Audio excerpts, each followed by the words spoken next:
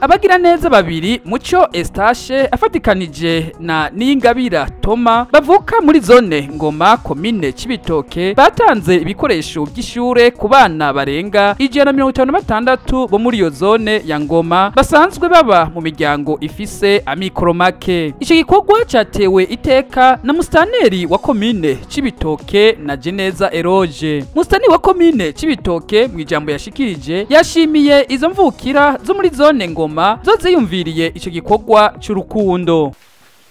Gukengurukira umuvuka komine umuvuka zone wowe imyaka yose yanayiyumvira kavuga je kanshike muko amashuri atanguye kanshike kuba ntari yaye abavyeyi b'amikoro make kugira turabe ko twofashanya abana bige akaba ari muri yantumbero kugira abana ntibaheba amashuri ko babuze ibikoresho uzosanga itigiri cy'abana benshi cyaje amashuri akaba ari muri yantumbero kandi y'imbona kazoza y'igihugu cifashe muri 2040 giteye imbere muri 2060 ubwo tutiyise bizogana ngo dutere imbere twiga ubuhinga butandukanye twiga imyuga.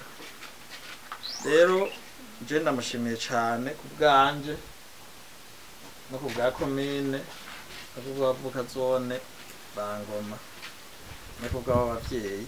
Yahamagariye abo banyeshure baronkejwe ivyo bikoresho by'ishure kubibungabunga.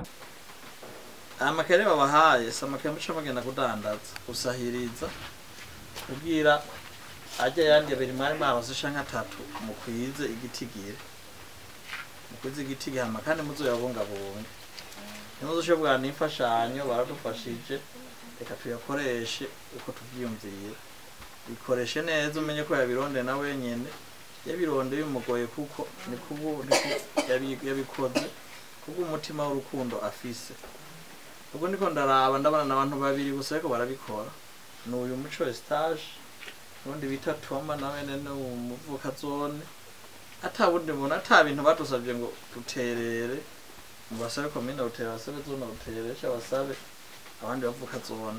Muco Eustache afatikanije na Ningabira Toma n'imvukira zo muri zone Ngoma abo bagira neza igihe cyose uko umwaka utanguye w'ishure bama bakora igikorwa cyo guha ibikoresho by'ishure abanyeshure baba mu miryango ifise amikoro make. Tubamenyesha ko umunyeshure wese yaronkejwe amakaye hamwe n'amakaramu 3.